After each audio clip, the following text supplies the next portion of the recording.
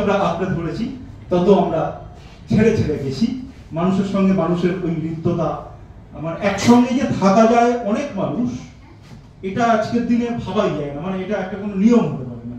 না, আমি একটা সম্পূর্ণ আলাদা মানুষ, একা পথ চলবো, এটাই নিয়ম।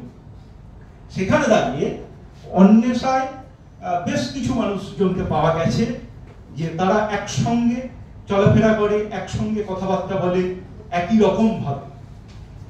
স্ট্রিট পোয়েট্রি বা স্ট্রিট লিটারেচার নিয়ে আমাদের যে কাজ, সেই কাজটাকে সার্বিকভাবে ছড়িয়ে দিতে আপনারা যেমন লিখছেন প্রতিটি সংখ্যায়, প্রায় 4-5টা সংখ্যা এরকম আমাদের বেরিয়ে গেল। হ্যাঁ, যে এখানে এখনো সেই রকম সাড়া পাওয়া যায়নি, তবে বাইরে কয়েকটা জায়গায় এটা নিয়ে আলোচনা হচ্ছে। ফ্লোরিডার একটা সংস্থা থেকে একটা লেকচার আয়োজন করেছিল তারা কিছুদিন আগে, সেখানে আমি পার্টিসিপেটও করেছি ঘরে বসে, তার একটা শেয়ারও করেছিলাম। এবং সব থেকে বড় আরেকটি কাজ যেটা আমরা করছি সেটা হচ্ছে আমরা একটা ডকুমেন্টারি ফিল্ম করছি স্ট্রিট লিটারেচারের উপর। আমরা একটা পার্ট তার শুট করেও ফেলেছি, বাকিটা হয়তো বইমেলার পরে করব। এবং সেটা কিন্তু কোনো আর্টিস্ট ভাড়া করে নিয়ে আসা নয়। এই আমরা যারা লিখি, আমাদের পরিবার, তারা সবাই মিলে জড়ো হয়ে একটা জায়গায় একটা স্ক্রিপ্ট লেখা হয়েছে, সেটাকে কেন্দ্র করে এটাকে তৈরি করা হচ্ছে। এর একটাই উদ্দেশ্য, আমাদের এখানে যেটুকু সাড়া পড়লো, যেটুকু মানুষ দেখলো, কিন্তু বাইরেও আমাদের এই ভয়েস সেটাকে ছড়িয়ে দিতে হবে। স্ট্রিট পোয়েট্রি বলতে গেলেই প্রধানত যা বোঝায়, এখন আর সেই সংজ্ঞায় তো আমরা আটকে থাকতে পারি না, তার সংজ্ঞা বদলাতে হচ্ছে। সুজয় দা তার ইঙ্গিত দিয়ে গেলেন, সেই ইঙ্গিত অনুযায়ী আমরা আমাদের কাজগুলো করছি। আপনারা আমাদের পাশে রয়েছেন, সঙ্গে রয়েছেন।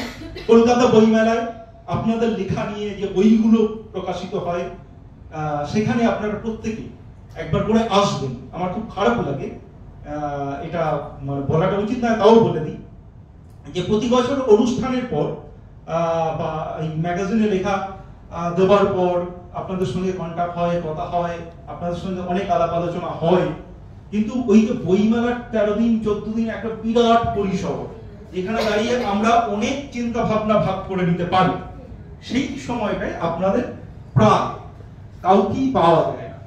এবং যে ছেলেটি, যে মেয়েটি, যে মানুষটি একটা দুরু বুকে সে একটা বই প্রথম পাবলিশ করেছে, সেই বইটাকে যে ধরা, দেখা, তার সঙ্গে কথা বলা, এইগুলো করতে তো আর আমি আমেরিকায় যেতে পারি না, প্যারিসে যেতে পারি না।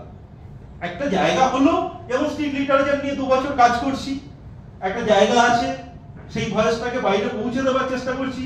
কিন্তু তপন মাইতি একটা কবিতার বই লিখেছে প্রথম, সে তো সেটাকে নিয়ে আমেরিকায় যেতে পারে না, প্যারিসে যেতে পারে না, এবং তার টার্গেটও সেটা নয়। তার টার্গেট কিন্তু আমার বাংলা, সে বাংলাটাকে নিয়েই লিখেছে, বাংলা ভাষাতেই লিখেছে।